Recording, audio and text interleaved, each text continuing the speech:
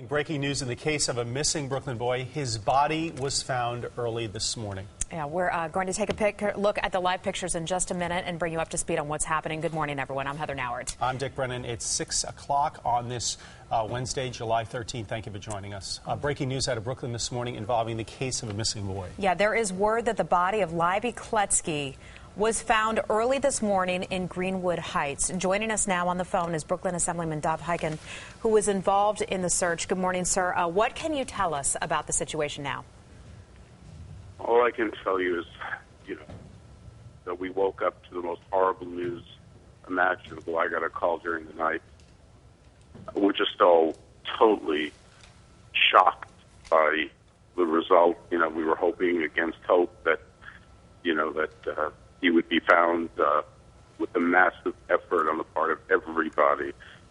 It's just everyone's worst nightmare. I mean, everyone who has a child and you permit that child to walk the streets. I mean, it's scary what happened here. A 9-year-old leaving day camp in a very safe community and disappears and brutally murdered. It's just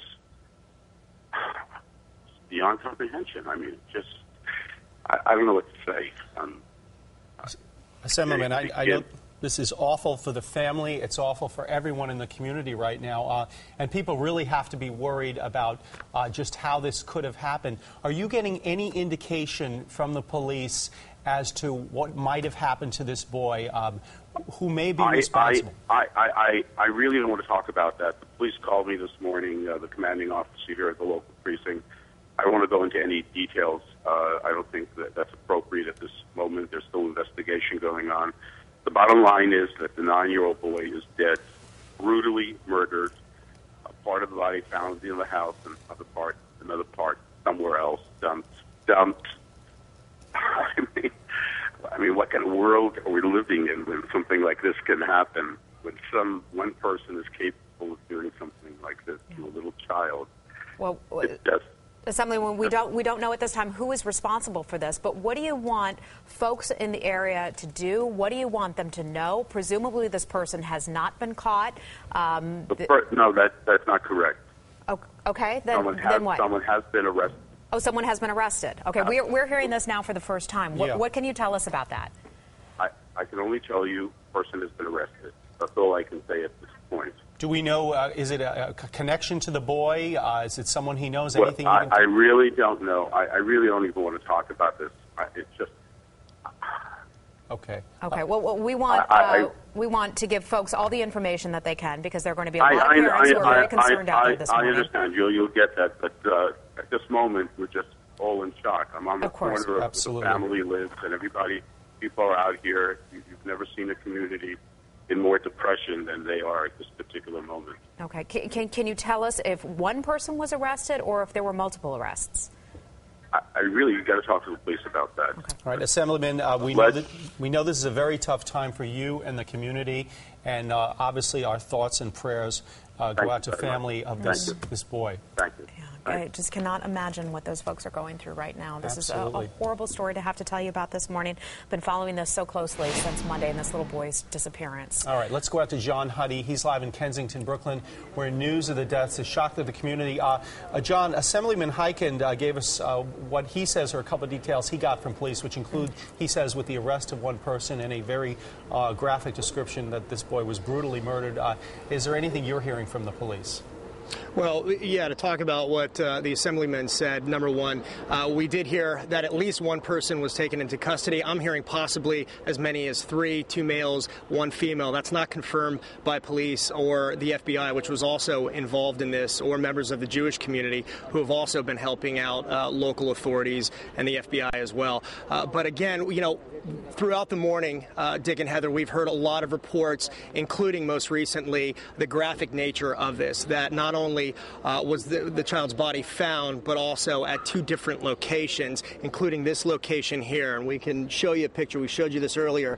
I'm on the corner of East 2nd Street and Avenue C in the Kensington section of Brooklyn. Down the block, and we're not sure exactly which address it is, but there you can see the significant police presence, a lot of officers, detectives, what appear to be be federal authorities on the scene as well. This is where we understand that at least one person, possibly as many as 3, were taken into custody. And there's also, it looks like, crime scene investigators on the scene as well, which, as we all know, that happens when there is a crime scene and when there is indeed a homicide.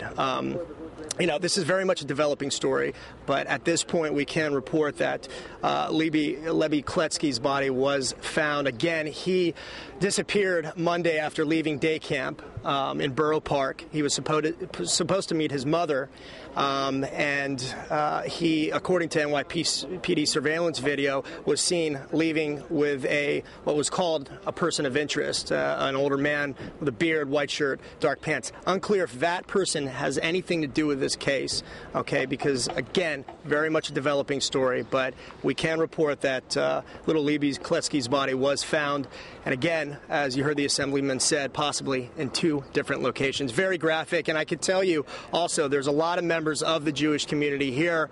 The news of this has been spreading like wildfire, and it certainly has shocked and rattled this community and everybody here at Dick and Heather. And of course, as soon as we get more information, we'll have it for you, guys. Questions for you. There was a car that was seen in that surveillance video. Do we know if that car was attached to the person who was arrested? Well, let me back up, because what initially led police here, from what we understand, is a tip about that vehicle, that perhaps that vehicle, a gold-colored sedan, may have been spotted here. Okay, now we're still waiting on more information about that, and also who in particular, how many people, one or more than one, were taken into custody. Heather. Is there any indication, John, what the age is of the persons taken into custody? I know you don't have a statement from police, but we have a very young boy here, and we have a tip that apparently was called in that may have broken this case. Police giving you any indication of who may be in custody, the age of the person? No, not yet. And in terms of, you just said, we all know this is a very tight community. That's why it's obviously such a horrible shock, as it would be to any community. Is there any kind of gathering? I know it's early in the morning, but a gathering of people who are coming together probably already in mourning. Well, let me show you the pictures. I think the pictures speak louder. You can see a lot of the folks gathered here. They've been checking their BlackBerries. They've been talking to other members of the community, not only here but across the street. And also, I guess, representatives, leaders of the Jewish community that are involved in various security agencies here that have been working along with the NYPD and federal authorities, coming up with surveillance video and just overall helping with the search that has turned out to be, unfortunately, a terrible ending for this little boy. John, I know you have some reporting to go do, but before we let you go, you talk about the police presence there. Is the police presence isolated to the area on the street where that dumpster is, or are they surrounding a building as well? Just describe that for us. Okay.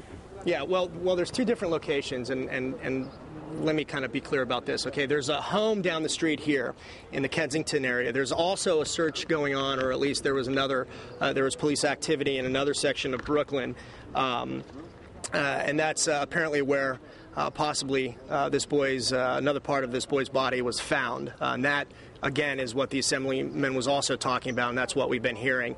In terms of where we're at in Kensington, down the corner here from East 2nd Street and Avenue C, you can see the block is essentially cordoned off, and there is a home that has been that was searched, and that is where we believe that at least one person, possibly as many as 3, were taken into custody and were let out from earlier this morning. Dick and Heather. All right, John Huddy, thanks so much. If you're just joining us right now, just quickly let us tell you that the body of the little boy Leibby Kletzky, he went missing on Monday night after returning home from his day camp.